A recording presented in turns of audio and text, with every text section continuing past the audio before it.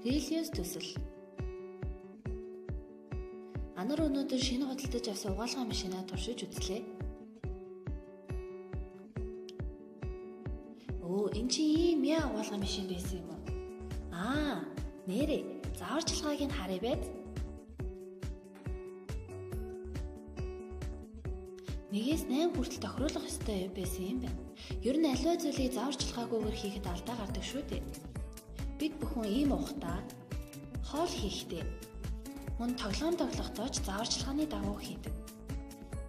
Тэгвэл та усыг зааврын дагуу уудаг уу? Ер нь усанд уух заавар байдаг юм болов? Жишээ нь өдөр бүр зүгийн балтай ус уух нь ходоодны хэвийн үйл ажиллагааг дэмждэг. Мөн өглөөс ирээд 640 мл ус ууж дараа нь шүдээ угаана. 45 минут өнгөрсний дараа ердийн үеийг шигээ өглөөний цагаа уuna. Хоолсны дараа 2 цаг юу ч идэж уухгүй байх ёстой.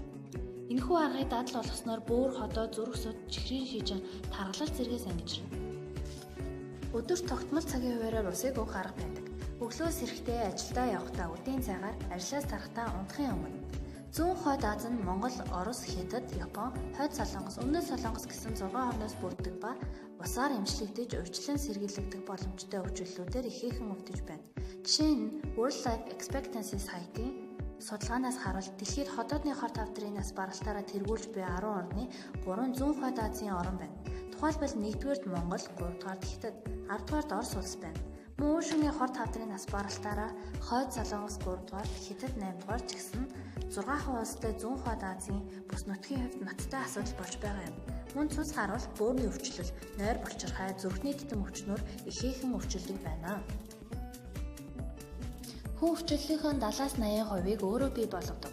Тиймээс үүнээс ангижрах аргач танаар шалтгааллах болно.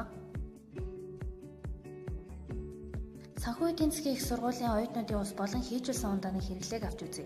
Өдөр дунджаар оюутнуудын 29% цэвэр ус, 57% хийжүүлсэн ундааг худалдан авч байна. Гэтэл эдгээр бүтээгдэхүүн ямар нөлөөтэй билээ? Усыг өдөр тутамдаа хэрэглэснээр тархины үйл ажиллагаа 30% нэмэгдүүл, зүрхний шигтээс тусах магадлалыг бууруулж, хүний биеийн бодис солилцоог 25% нэмэгдүүлнэ. Харин хийжүүлсэн ундаа бага насны хүүхдийн ой тогтоолтыг муутгаж, шүдний палан гэмтээж, хор тавдрын өвчлөлийг нэмэгдүүлж, ясны сэргийлтийг бий болгодог. Гэтэл залуучууд яагаад үүнийг ойлгохгүй байна вэ? Зөвхөн залуус гэлтгүй бүх хүмүүс усыг өдөр тутамдаа хэрэглэж, хэрхэн хэрэглэснээр илүү үр дүнтэй байхыг мэддэг. Тиймээс зүүн хойд Азийн залуус бид усны хэрэглээний зөв дадал хандлагыг төлөвшүүлэх, цаашлаад бүс нутгийн эрүүл мэндийн салбарт хувь нэмэр оруулах зорилгоор энэхүү төслийг хэрэгжүүлэх гэж байна. Хувь хүний төвшөнд бид усыг хэрхэн зөв уурж хэрэглэх боломжтой тэр талаарх мэдээллийн хоорондоо солилцсон. Ингэснээр зүүн хойд Азийн иргэд тэр дундаа залуучуудад зөв дадлыг олох явдал юм. Хоёрдугаар төвшин нь микро төвшин. Микро төвшинд усанд хэмнэлттэй шинэ бүтээгдэхүүн, технологийн хоорондоо сурталчлана. Энэ нь цаашлаа зүүн хойд Азийн улсуудын бизнес эрхлэгчтэй хамтарч ажиллах, тэдний эко бүтээгдэхүүнүүдийг дэмжих боломжийг олгож байгаамаа. Жишээ нь гар хөдөлгөөнд мэдрэгчтэй карантин. Эдгээр нь усанд маш хэмнэлттэй, үүнээс гадна усанд хэмнэлттэй маш олон бүтээгдэхүүнүүд гарч ирэх боломжтой. Гуравдугаар нь макро төвшин. Макро төвшинд усны бохирдолтой тэнцэх үе шат. Энд уул уурхай олборлолт, бохирын шугам хоолой, гол руу бохироо цэцгэх гэх зэрэг томоохон асуудлуудыг хэрхэн шийдвэрлэх боломжтойгоо хэлэлцэх юм. Гэхдээ эдгээр 3 үе шатуудыг хэрэгжүүлэхдээ бид нийт төрөнд хувь хүний үе шатаас эхлэж ажиллах гэж байна. Бид хувь хүний төвшин дараах 3 үе шаттайгаар энэхүү төслийг хэрэгжүүлэх болов. Хамгийн ихэнд уулзалт зохион байгуулна.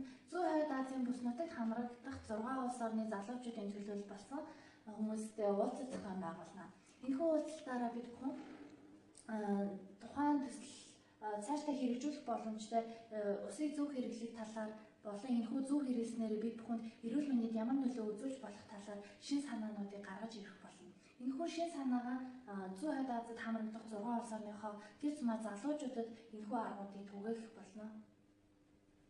Энэхүү төслийг хэрэгжүүлснээр залуучуудаа усны зөв хэрэглээг нэмэгдүүлж дадал болгох, энэ нь тэдний эрүүл мэндэд эергээр нөлөөлж, эерэг үр дүнд мэдэрснээр усны үн цэнийг ойлгож ухааруулах явдал юм а.